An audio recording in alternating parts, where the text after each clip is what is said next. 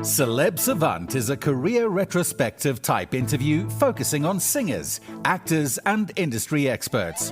Join Barrett Edelstein now as he dives into the entertainment world.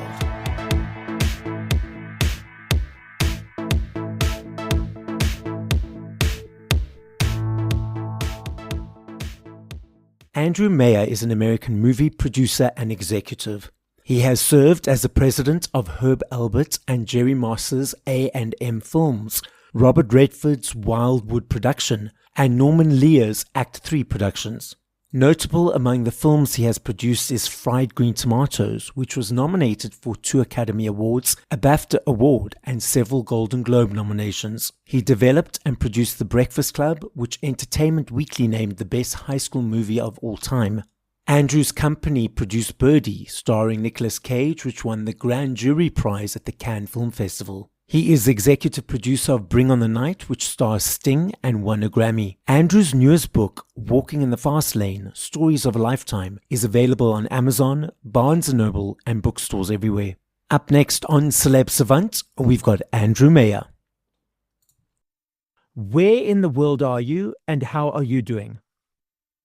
I'm in Palm Springs, California, and I'm doing well. I am touring the country, talking about a new topic which is of interest to me and a lot of other people, called reinvention, about how we all reinvent ourselves all day long, depending on who we're talking to and what we're doing, and how that can help you in your life and in the world, and how companies can reinvent. And my book, Walking in the Fast Lane, is really about how I kept reinventing myself, from being a promoter to a record executive to a film executive to a producer of movies like The Breakfast Club and Fried Green Tomatoes and Better Off Dead and Birdie, and how I then ran companies for Norman Lear and Robert Redford.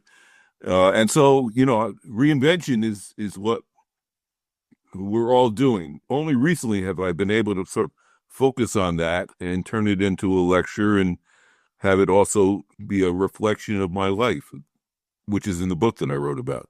So at what point in your career did you realize that reinvention was important and a key tool in your life and should be part of everyone's life? Or was it an understanding that you had from the beginning of your career? It's really only something that recently I've been thinking about, because in writing the book, I realized that, I wasn't qualified for any job I ever had. Started producing stadium concerts for the Sly and the Family Stone and the band and Miles Davis, and I'd never produced before. And then A&M Records hired me to promote records, and I'd never done that before. And so, I discovered John Hughes in The Breakfast Club, and John and I had never done anything. He'd never directed, I'd never produced. So part of it is being open to being in the right place at the right time and making yourself available to be in the right place and the right time. And so really reinvention is a retrospective kind of concept that has come to me recently, looking back on my life and the book I wrote. Okay, so now let's dive into that journey. I know it's multi-decades, multi-iterations. At what age, whether as a child or teenager, do you think, okay, I want to be in this creative world? And how did those journeys progress into the various iterations? Well, that's the interesting thing about it. It was, for me, I never woke up and said, I want to produce concerts. I was an English major in college, so I wasn't even involved in business. I reacted to events that were in front of me. I was just a regular high school kid, nothing special, I promise you. And this is what annoyed me. The school asked me for $100 for the scholarship fund, and I didn't have $100, and I didn't have money for college.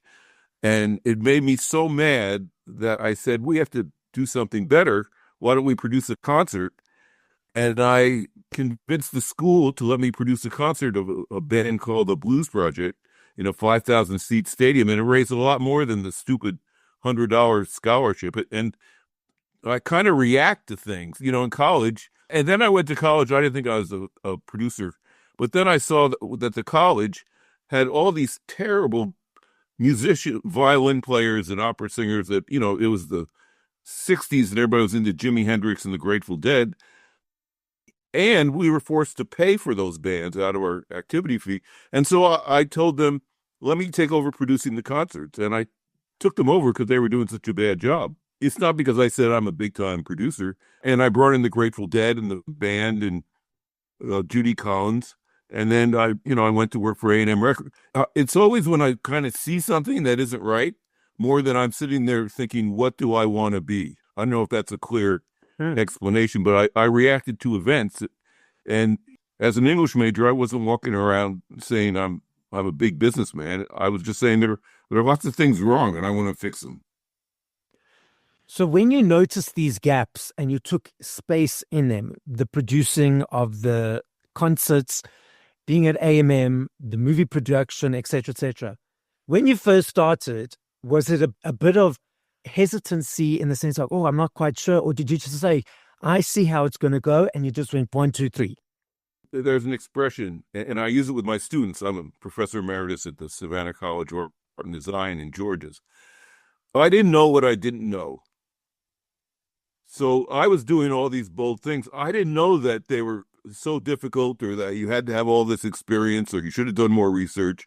I just didn't know. And, when I got to A&M Records was a standalone company. It didn't have a film company.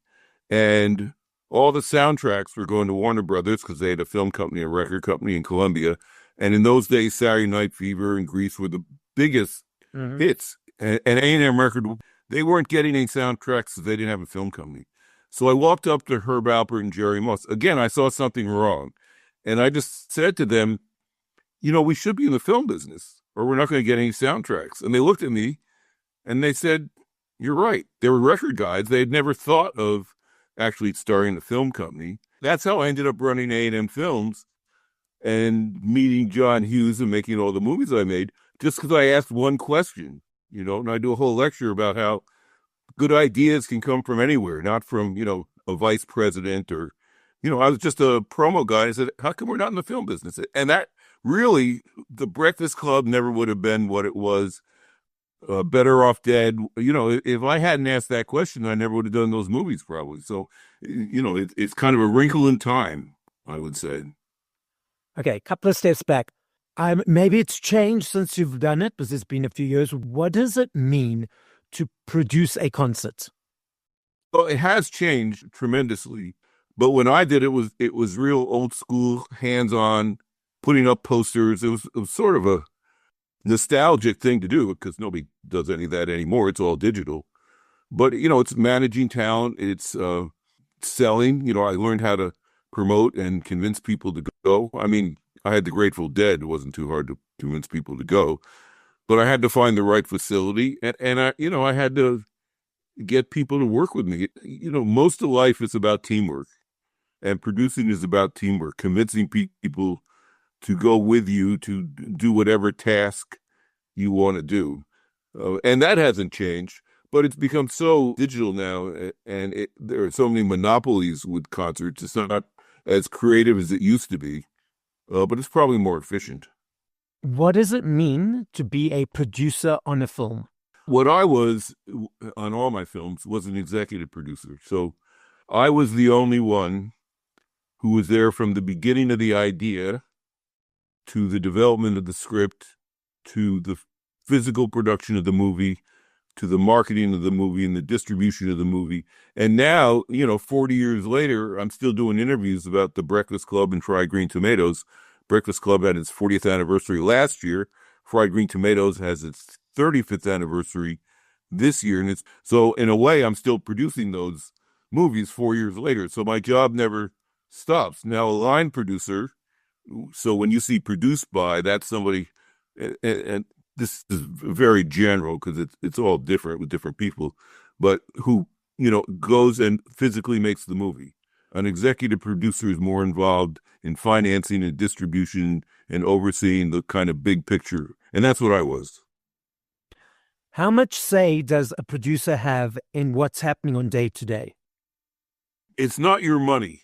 Whosever money it is decides the big thing. So I never personally financed film. So I had day-to-day say, as long as the money, which is the studio or the financier, approve. It's risk reward. If you want to put the money up, you can control everything. If you don't want to put the money up, then somebody else ultimately controls everything because it's their money. You're more of a consultant than a final decision maker on major things, but on, day-to-day things, I would decide a lot every day, as long as it was within the budget and the studio understood what I was doing.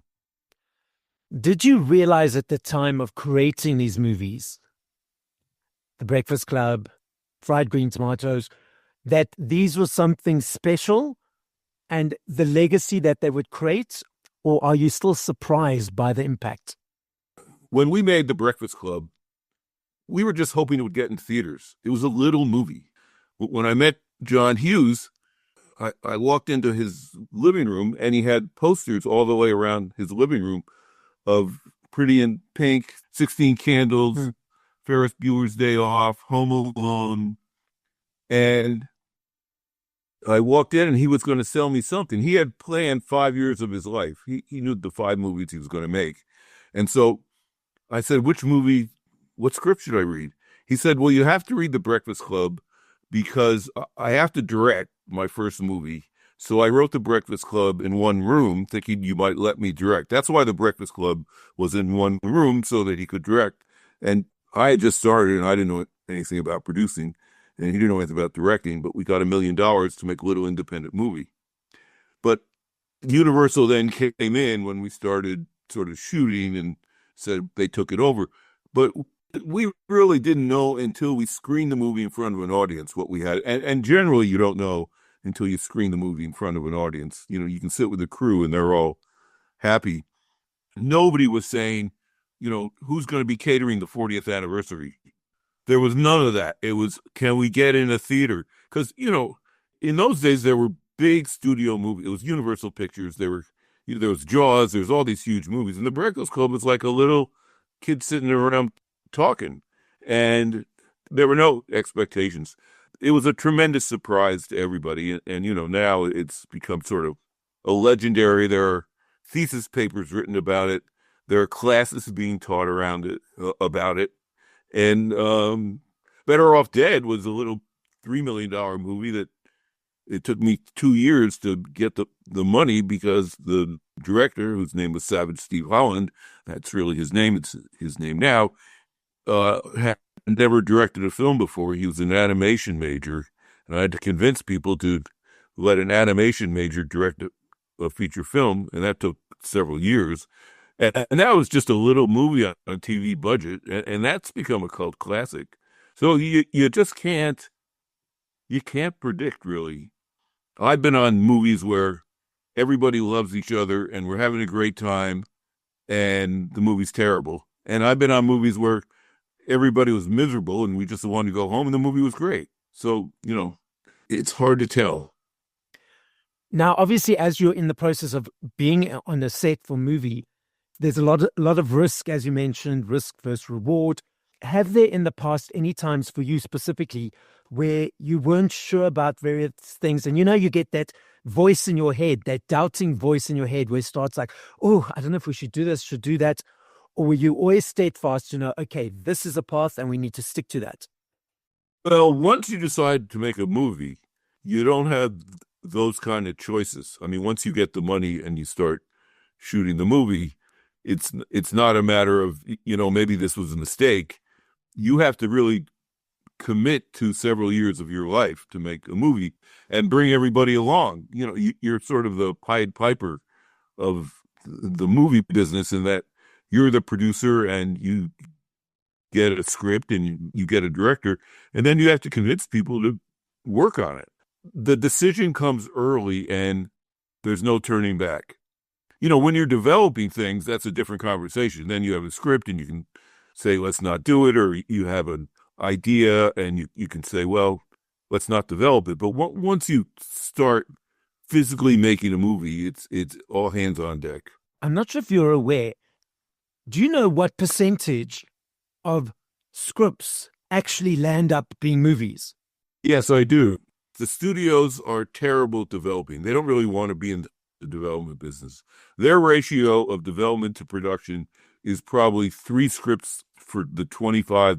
So even if a studio options your script and wants to develop it, that doesn't mean it's going to get made. Many times I've had scripts developed by Universal, and I told my friends I was making a movie, and then they said, "Oh, no, you're just developing a movie," and it never gets made.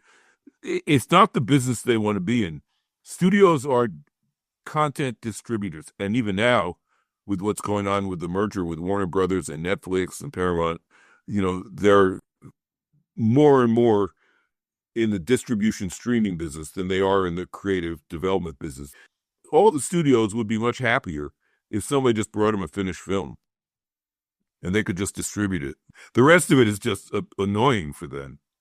You referenced that you worked as executive president of Robert Redford's. Tell us about that part of your journey. Norman Lear and Robert Redford are two of the most iconic figures in American history, and I was fortunate to run their companies.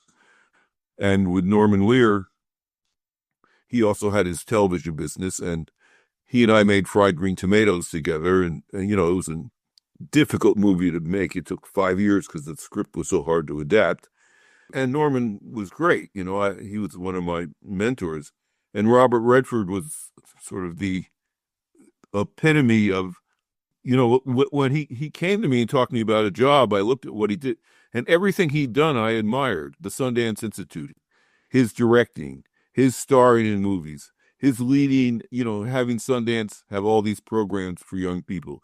I'm a big fan of mentoring. I spent my life mentoring young people, and I just so admired the way he also, put his money where his mouth is. He wanted to make independent films have a place to show away from the big studios, and Sundance was that. And I was honored just to be able to work with both of them.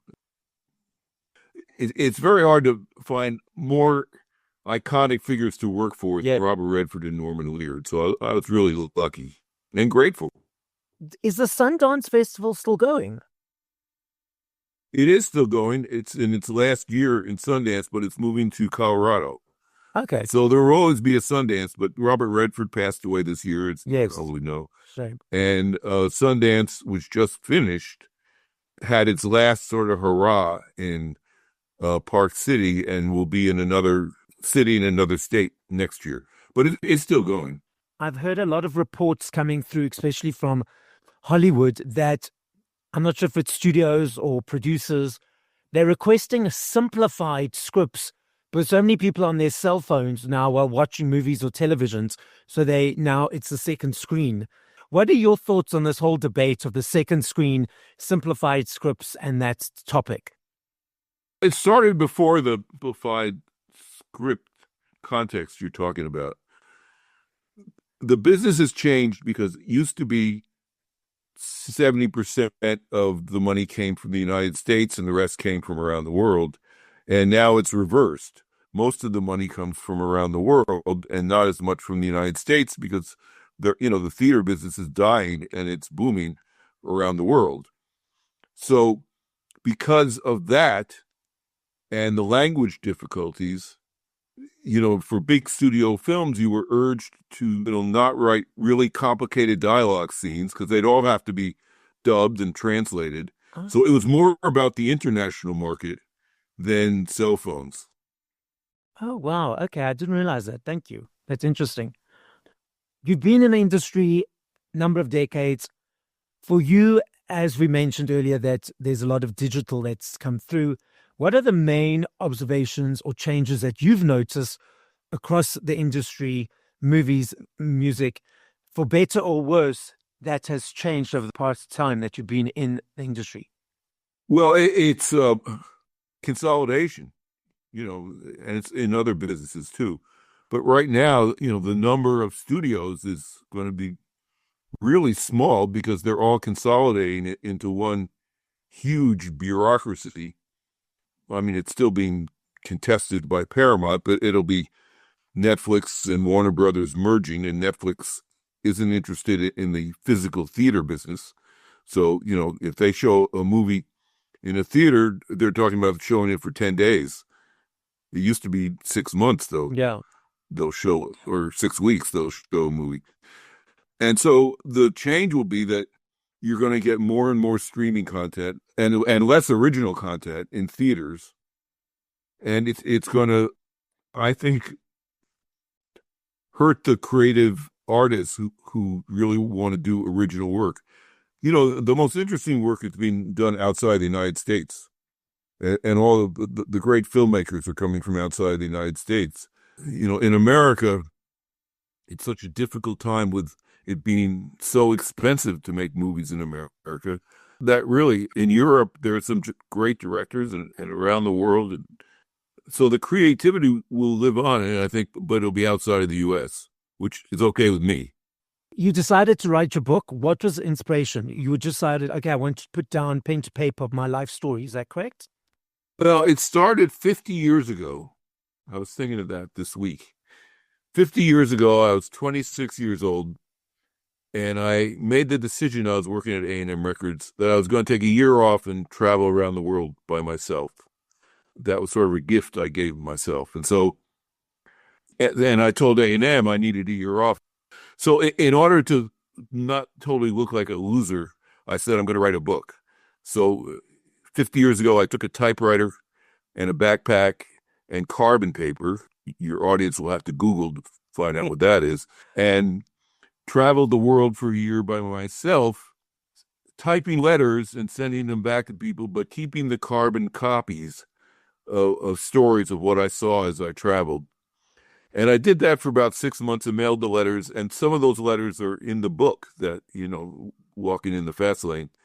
But then I realized about halfway into the trip, I really didn't know anything. I was 26 years old and I wasn't ready to write a book. And then last year, I decided that 50 years later, I have some stories to tell. And quite honestly, I was in places and saw things that if I didn't write about them, nobody would know because people aren't around anymore. And, you know, I was there for the We Are the World concert. It was the most famous recording ever. It's still the largest selling single in the world. So I'm sort of like Zelig in a way. I'm in a lot of places in the book writing about things that the people aren't here anymore. And they're, you know, famous and not famous. They're just really interesting stories. I was never qualified for any job I ever had. So as I kept moving around, I sort of explained the process or how I learned on the job and how you can do that as well. You know, when you're in a job interview and they ask you if you can do something, just say yes. Don't even think no. Say yes and, you know, figure it out later. I sat down and wrote all the stories I'd been collecting. And that's why the book is called, you know, the subtitle is Stories of a Lifetime. Stories of my years in the record business and the film business, my years teaching, my years traveling the world. And, you know, hopefully they'll be interesting to other people. That's the idea. So were you actually in the studio when they recorded We Are the World? Yes. Oh, wow. Because it was at the A&M studios and my office was literally 50 feet away.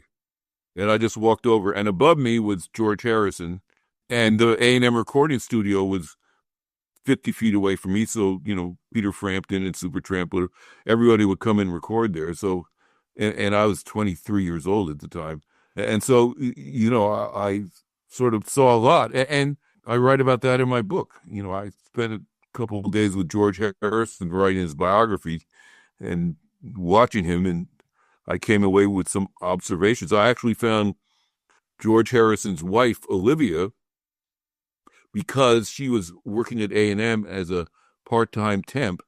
And George said to me he needed a temp to help him in the office. And I sent Olivia up and she was his partner for all his life, really. You know, there are meaningful things that happen that I talk about in the book. So you mentioned earlier about reinvention and pitching up in different situations when you're with different people. For me, this is an interesting topic because there are societal labels of the MD, the CEO of artists, of famous person, inverted commas. And often people put on masks. They put on a different mask of who they really are when they meet famous person, CEO, because they think they need to put that mask on in order to interact with that person in that way, because that person's got that label. For me, I say that everyone uses 2-ply toilet paper. There's no gold-plated toilet paper. Same way I speak to you is the same way I speak to my colleagues in office, the same way I speak to the lady at the checkout counter. There's not this elevation of a mask. So for anyone who's struggling between reinvention compared to wearing masks, what would you say to them?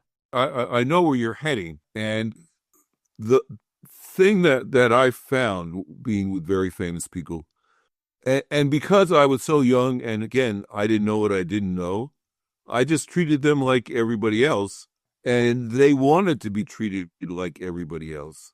And, I found that many of them were lonely and happy to have my company because they're, Robert Redford had the most famous face in the world.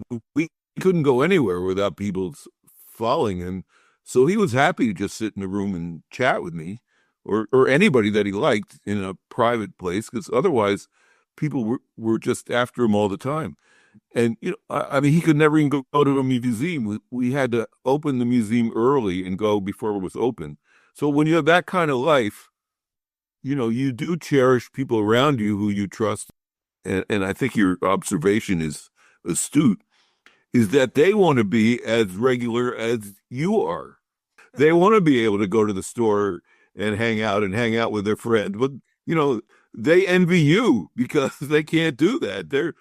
They're sitting in their 8-bedroom suite at the Hotel Astoria, and they can't get out because the crowds are waiting for them to come out. So in a way, they're as envious of you as you are of them with their fabulous life. And if you think of it that way, then, they're just regular people too.